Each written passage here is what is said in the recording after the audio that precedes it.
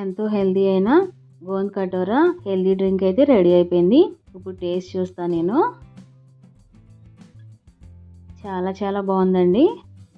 Hello friends, welcome back to my channel. అందరూ ఎలా ఉన్నారు? అందరూ బాగున్నారా? నేనైతే చాలా బాగున్నాను. మీ అందరూ కూడా బాగుండాలని ఆ దేవుణ్ణి కోరుకుంటున్నానండి. ఈరోజైతే నేను ఇంకొక హెల్తీ డ్రింక్తో మీ ముందుకైతే వచ్చేసాను. ఈరోజు నేను గోంద్ కటోరాతో హెల్తీ డ్రింక్ అయితే చూపిస్తున్నానండి. ఫస్ట్ అయితే గోంద్ కటోరాకి రెండిటికి మధ్య ఉన్న డిఫరెన్స్ అయితే చూద్దామండి.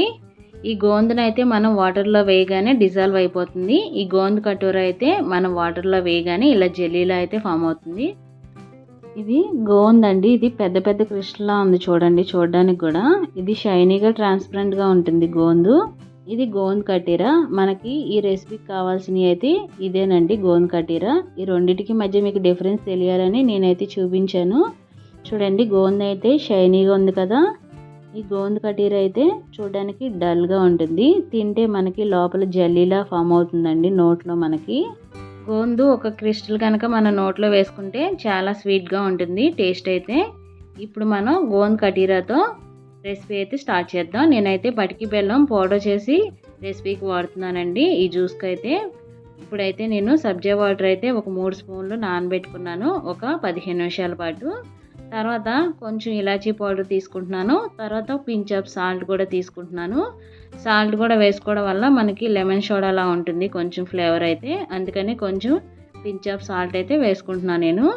ఇప్పుడు డ్రింక్ ఎలా కలుపుకోవాలో చూద్దాం. ఫస్ట్ అయితే సబ్జా వాటర్ పోసుకుంటున్నాను నేను.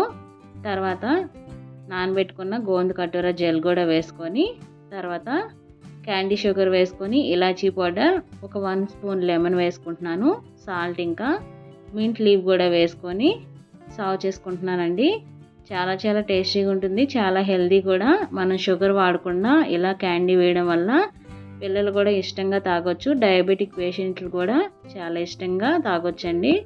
చూసారు కదా, ఎంతో టేస్టీ అయిన గోంద్ కటోరా హెల్తీ డ్రింక్ అయితే రెడీ అయిపోయింది. ఈ కటోరాకి బాడీలో హీట్ని తగ్గించే గుణం అయితే ఉంటుందండి. అందుకని వీటిని వేసవిలో మనం ఎక్కువగా దీంతో అయితే రెసిపీస్ అయితే చేసుకుంటాము.